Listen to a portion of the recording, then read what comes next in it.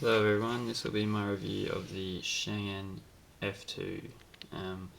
Just going to make a couple of videos on some older cubes and compare them to some of the newer cubes and see if they're still worth buying. Okay, so the first thing I'm going to talk about is the size of it. It's a standard size, normal size, same as a Guhong. No difference there at all. It's just your normal Rubik's Cube, standard 3x3 size. The major difference with the F2 is the rounded feeling. The edges and corners are really rounded, a little bit like the MF8 Legend if you've got one, as opposed to the Guhong, which has really straight, sort of harsh edges and corners. It's really a square sort of cube as opposed to a rounded cube like this. The F2 feels really good. It's got a bubbly, sort of buttery feel to it, which I really like. It's good. Just a really nice sort of buttery feel to it, as opposed to the smooth feel of the Guhong, which is good. It's fast and nice, but this for something different is really good as well. It's quite an old cube. It's way older than the Zhanji, but it definitely still holds up. I think it's fast. I'd say this turns faster than my Guhong at the moment, with just a lubricant I put in and the stock lubricant that came in them, because they do come lubricated. So yeah, the sticker quality used to be terrible, I know. I used to have a white cube after a week, but I've had this for about 3 or 4 months and the colours are just as bright as they ever were. The only noticeable difference to many other stickers is this has sort of a waxy feel to it that you can scratch off with your nails when you solve, but you can't really see that on camera. You can barely see it in person, but that doesn't bother me at all really. The sticker colours I like. They're nice, sort of bright colours, easy to distinguish between. I like them. They did come with another set of stickers which I think has a bit of a lighter green, a lighter blue. I'm not too sure what else, but I'll probably put the lighter blue on. I like light blue in cubes, that sort of sky blue, but these stickers are really a lot better than they used to be, and definitely not worth worrying about anymore with the F2. They're good stickers. Okay, pieces. The corner and the edge, they're pretty normal sort of looking pieces. The edge is sort of rounded in here, but I would say it looks a lot like a Rubik's brand. Pretty normal edge piece there. And same with the corner. It's a pretty normal looking corner, pretty much identical to the Rubik's brand, I'd say.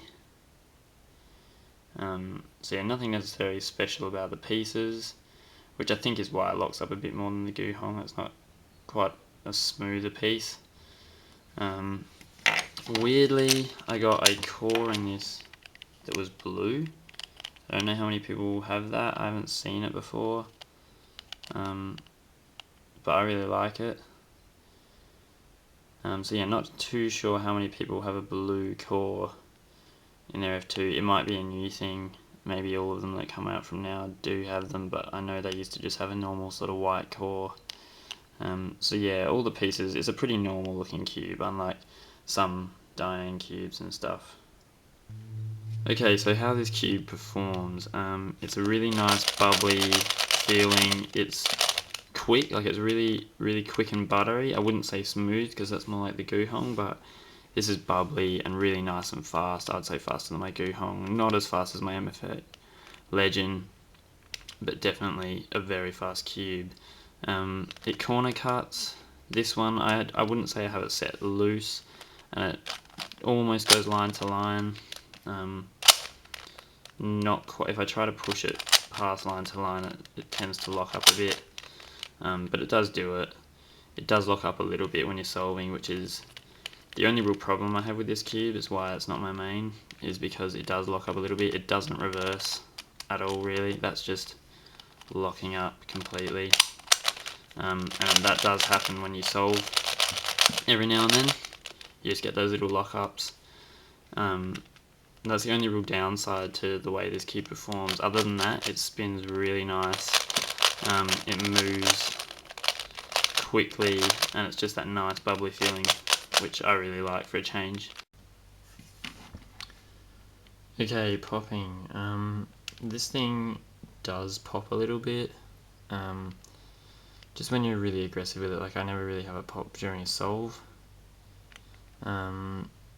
Just sometimes when I'm doing like the sexy move really quickly, it can pop. Like if I'm really aggressive with it, sometimes I'll get a pop. I mean, I can't even get it to pop now. Like it's really not a big problem, and especially during solves, I don't find it. I probably have a little bit tighter than some do, but all in all, it's really not a big problem at all. Okay, so would I recommend buying this cube? It's an old cube, so you might have had one and it got a bit old. You might never have owned one. I would definitely recommend buying a new one either way. It definitely still holds up against the newer cubes. I prefer to use it just when I'm sitting around solving as opposed to the Guhong. I think it feels nicer, it's better to use. So yeah, I would definitely recommend buying it still. It's a fast cube. It's not the youngest, it's got the older pieces in it, but it definitely holds up as still one of the best cubes that I have. So I would definitely recommend buying this. I buy all my cubes from speedcubeshop.com. Cameron does a really good job there.